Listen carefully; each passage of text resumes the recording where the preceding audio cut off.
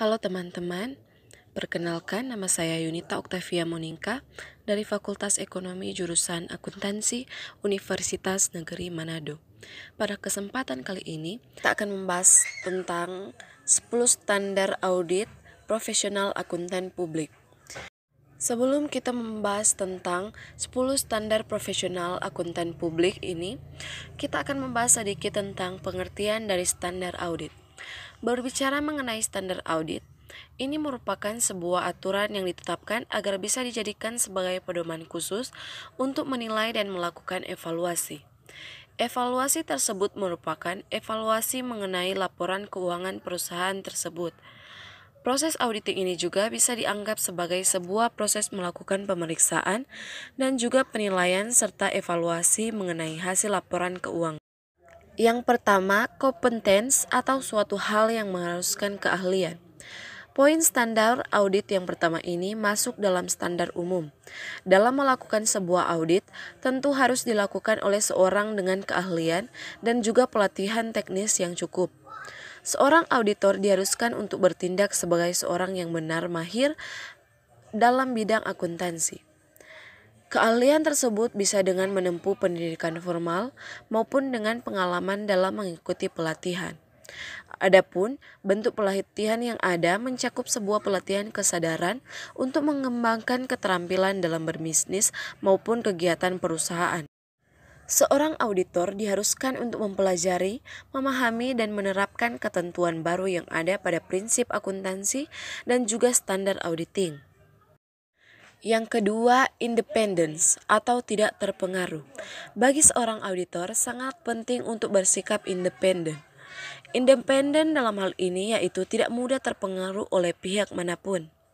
Adanya sikap intelektual dan jujur perlu dijunjung tinggi oleh seorang auditor.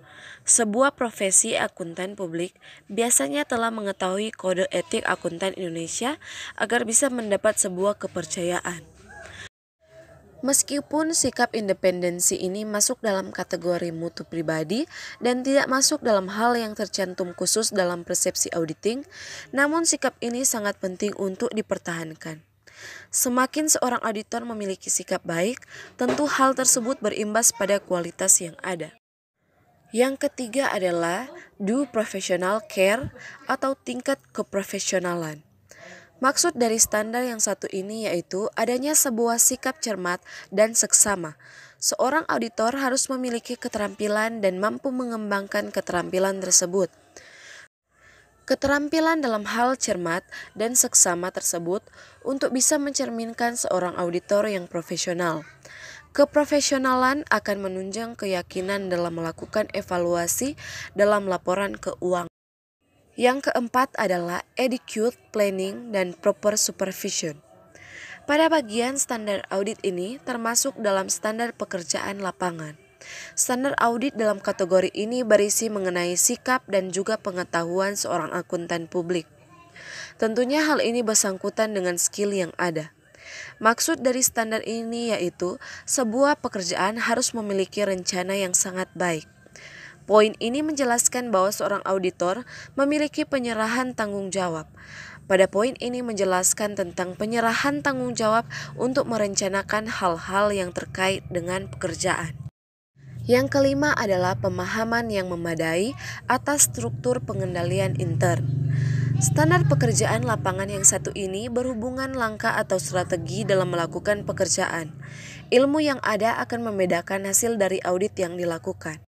Seorang auditor tentu harus memiliki pemahaman yang mendalam tentang pengendalian intern, baik itu prosedur maupun desain tentang laporan keuangan. Seperti halnya arus kas yang mampu menjadi sarana perencanaan perusahaan dalam pengendalian aktivitasnya. Yang keenam, bukti audit yang kompeten.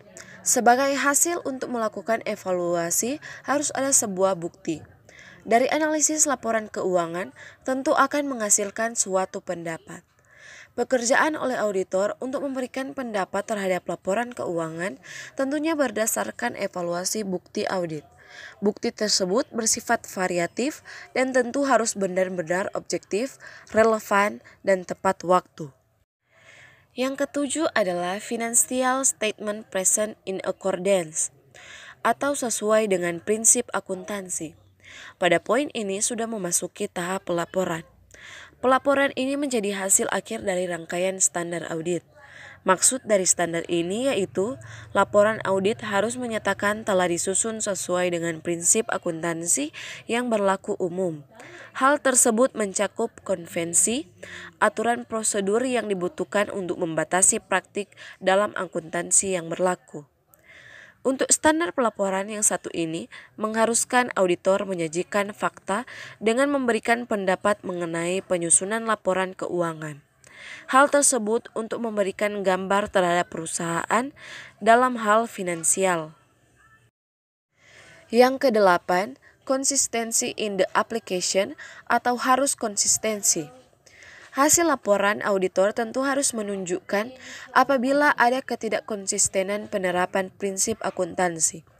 Adapun tujuan dari konsistensi ini yaitu untuk memberikan jaminan daya banding terhadap laporan keuangan. Tujuan dari konsistensi ini untuk mengungkapkan perubahan yang terjadi dalam laporan keuangan. Hal ini ditulis dalam sebuah paragraf penjelasan dalam laporan keuangan yang ada. Yang kesembilan adalah isi laporan harus dipandang memadai dan mencakup semua hal. Mengenai standar audit yang ini merupakan bentuk laporan keuangan harus sesuai dengan prinsip akuntansi yang memadai. Baik itu dari segi susunan, bentuk, isi laporan, serta catatan atas laporan keuangan. Seorang auditor harus memastikan tentang beberapa hal yang diungkapkan dan berhubungan dengan fakta-fakta saat dilaksanakan audit. Hal tersebut bisa menjadi bahan pertimbangan dengan pernyataan klien dan mampu merahasiakan informasi yang masuk. Dan yang terakhir dari 10 standar audit profesional akuntan publik adalah expression of opinion atau pendapat yang sesuai. Laporan audit harus memuat secara keseluruhan dalam standar yang telah ditentukan. Hal ini untuk menghindari kesalahan penafsiran seseorang. Bahkan, standar pelaporan ini harus dikaitkan dengan laporan keuangan yang ada atau laporan komunikasi tertulis.